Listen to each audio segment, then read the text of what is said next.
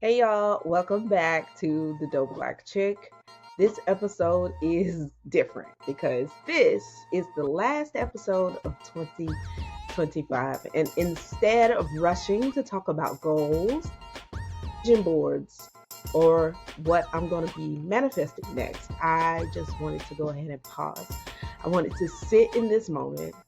I wanted to close this year consciously because before I step into a new year, I have to decide something very important.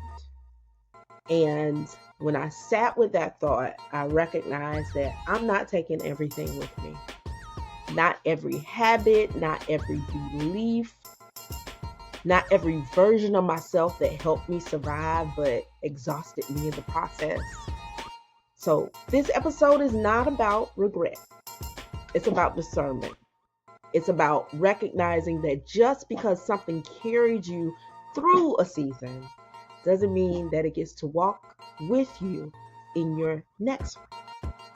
So today, we are going to talk about what I'm leaving behind, why letting go is actually an act of love, and what I am choosing to carry forward as I close out 2025.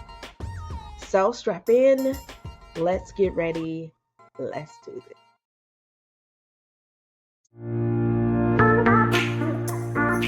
So first, let's talk about what I am leaving behind.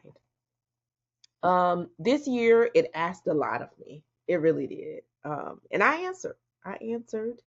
Now I can say at the end of the year, I can say that I answered it with strength, with resilience, with creativity, with faith. But if I'm honest, y'all, some of the ways that I answered were rooted in survival. So as I look back on 2025, there are some things that I am choosing not to take with me. I am no longer living in survival mode, okay? I'm not taking the belief that I have to overwork to be worthy. No, ma'am, no more. I'm not taking the habit of pushing through exhaustion just to prove that I can do something. No, not doing that anymore either. I'm not taking the identity. This one is important for me, and I'm going to speak it again. I am not taking the identity of being the strong one all the time. That does not get to go with me into 2026. I am not taking the identity of being the strong one all the time. That version of me has done her job. She has kept me afloat. She held things together when, Lord knows, everything was falling apart. And I honor her deeply. Okay. I honor her deeply. But you know what, guys? She is tired.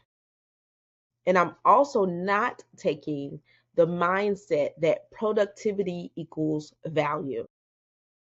I've learned this year through illness, through rest, through silence, through the gap, that my worth does not rise and fall with my output.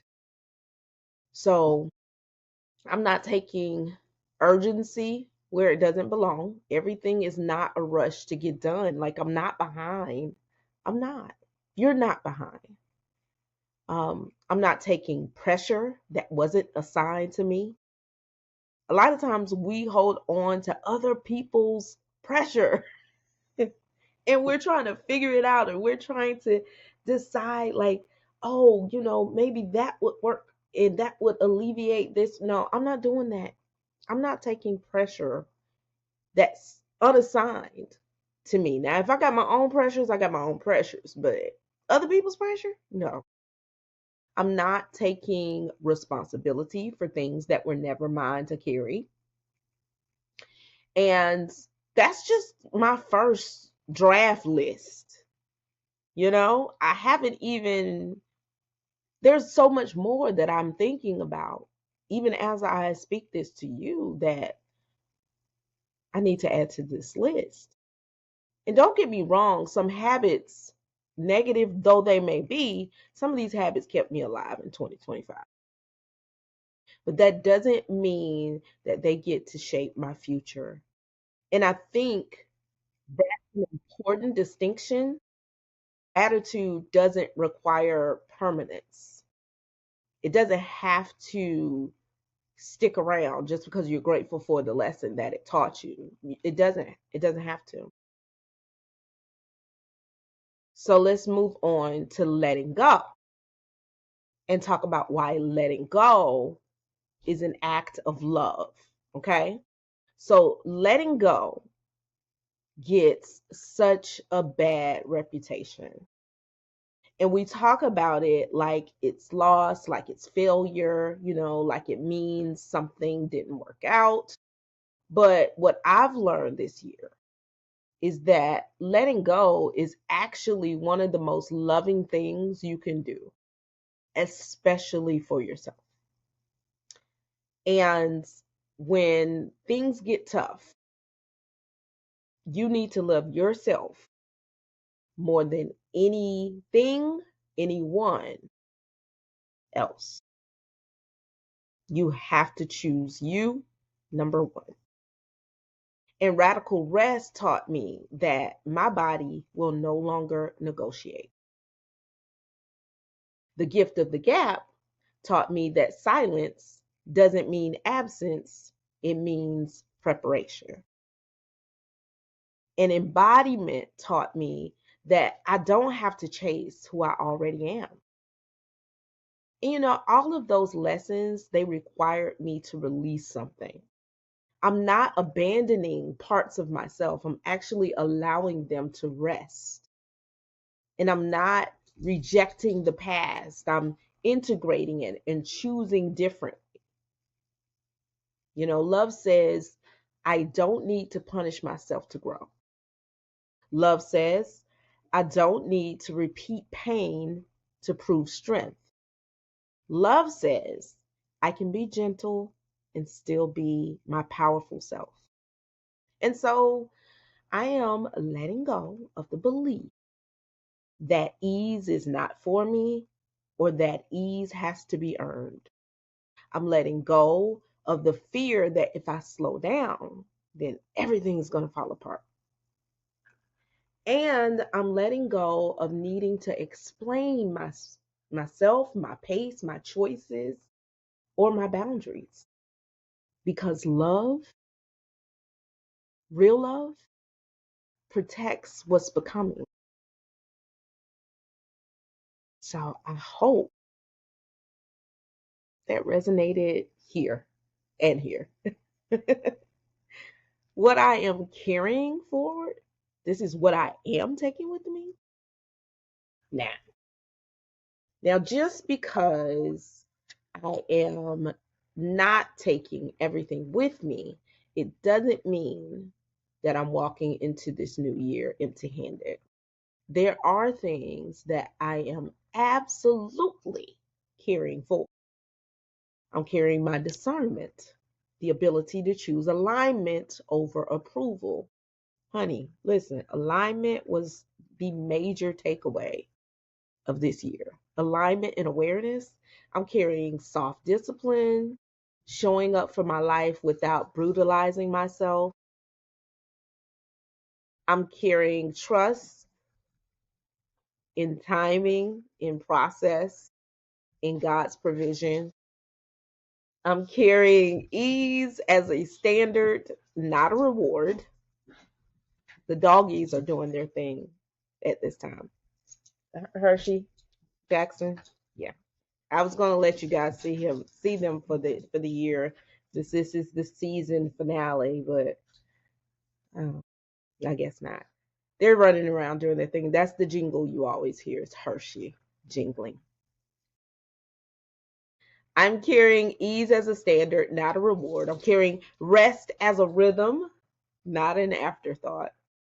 I'm carrying honesty with myself first.